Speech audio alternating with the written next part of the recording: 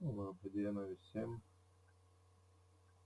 Šiandien turim 121 užsiėmimą.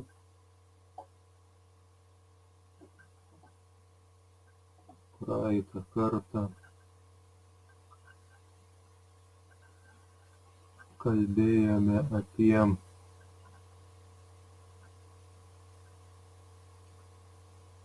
Austriją, Vengriją ir Balkanų tautas. Šį kartą pakalbėsime apie tautas Rusijos imperijoje. Pirmiausiai apie užkariavimų ir priespaudos politiką. Taigi 1795 metais po paskutiniojo Lenkijos ir Lietuvos valstybės padalijimo Rusija išplėtė savo teritoriją vakaruose. Jai atiteko buvusios Lietuvos didžiosios kunigaikštystės žemės, dalis Lenkijos. Per Napoleono karus Rusijai prisijungė Suomija, kuri anksčiau priklausė Švedijai. Vienos kongrese Rusijai buvo atiduota po padalijimų Rusijai priklausiusi didžioji Lenkijos žemių dalis. Valdant Nikolajui I, Rusija stengėsi plėsti savo valdas Kaukaze. 1826 metais po pergalingo karo prieš Persiją Rusija prisijungė Nachičevanės ir Jerevano provincijas. 1827 metais sutriuškinusi Turkiją, Rusija įsitvirtino Pietų Kaukaze bei Juodosios jūros pakrantės.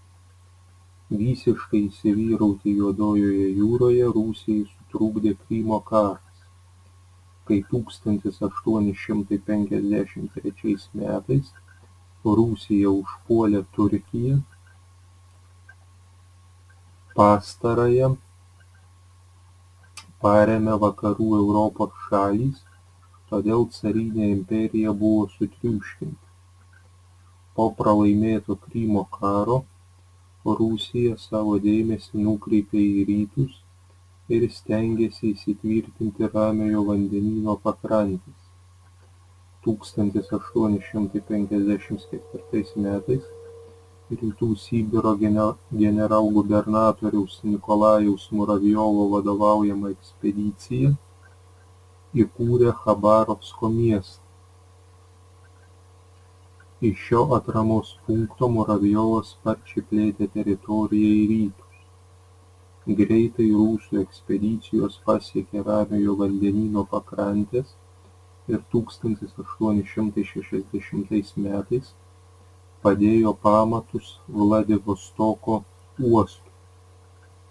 Kinija buvo priversta pripažinti šiuos rusų užkariavimus. Beveik tuo pačiu metu Rusija pradėjo veržtis į Vidurinėją Aziją. 1864 metais Rusijos kariuomenė sutriuškino ir užgrobė Kokandos, Chivos, Bucharos chanatus ir įsitvirtino visoje vakarinėje Kaspijos jūros pakrantėje. Apie reformas. 1856 metais atėjęs į valdžią, caras Aleksandras II įvykdė daug ir labai svarbių reformų. 1861 metais buvo panaikinta baudžiava, valstiečiams buvo suteikta asmens laisvė, jie galėjo išsipirkti žemę, tačiau išliko valstiečių bendruomenė. Kaimo gyventojai priklausė bendruomeniai, kuri valdė visą žemę ir laikėsi tradicinio jos apdirbimo būdo, tai yra trilaukės sistemos.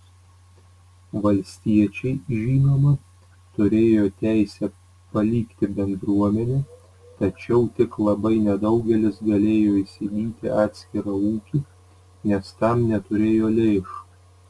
Tik 1905 metais ministru pirmininku paskyrus Piotrą Stolypiną, jis ėmėsi naujos žemės ūkio reformos, pradėjo skirstyti bendruomenes, suteikti kreditus valstiečiams, norėjusiems įsigyti atskirą ūkį.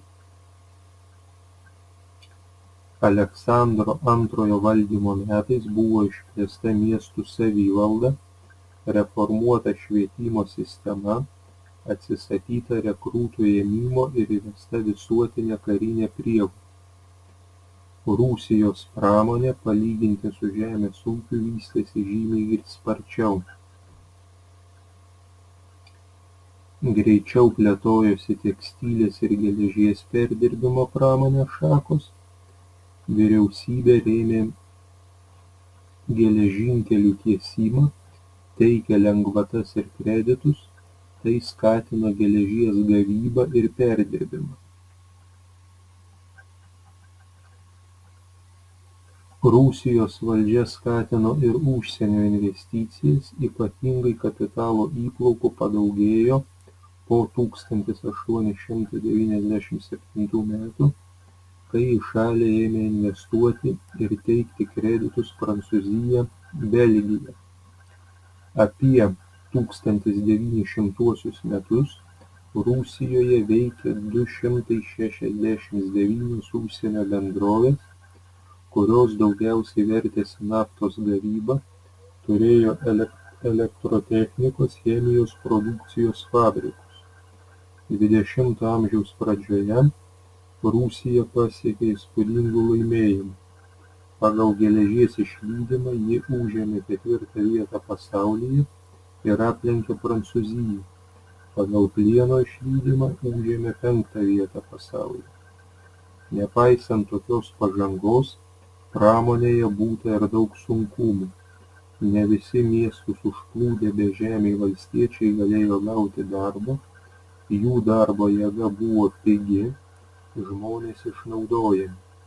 XIX amžiaus pabaigoje Rusijos darbininkų padėtis beveik niekuo nesiskyrė nuo tų sąlygų, kuriomis XIX amžiaus pradžioje, prasidėjus pramonės revoliucijai, gyveno anglų arba prancūzų darbininkai.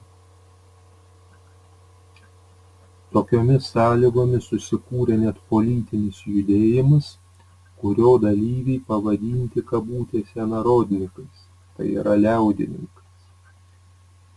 Jo atstovai teigė, kad Rusijoje yra socializmo pagrindai, tai yra valstiečių bendruomenė.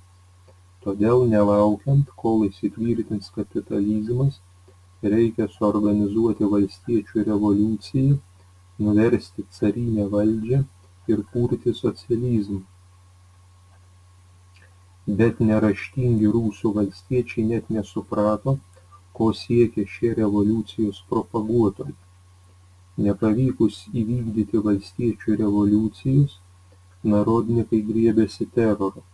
1881 metais susprogus bombai žuvo Aleksandras II. Po šio teroro išpuolio valdžia ėmėsi represijų, o apie reformas nebuvo galima net užsiminti. Klausimai ir užduotys. Pirma, trumpai papasakokite apie užkariavimų ir priespaudos politiką. Kokios teritorijos buvo prijungtos prie Rusijos XIX amžiuje?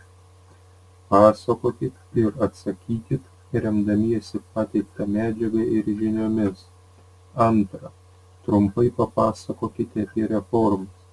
Kodėl išsilavinę Rusijos gyventojai siekė, kad Rusijoje būtų pradėta įgyvendinti reformas? Kokios reformų šalininkų grupės išryškėjo XIX amžiaus viduryje?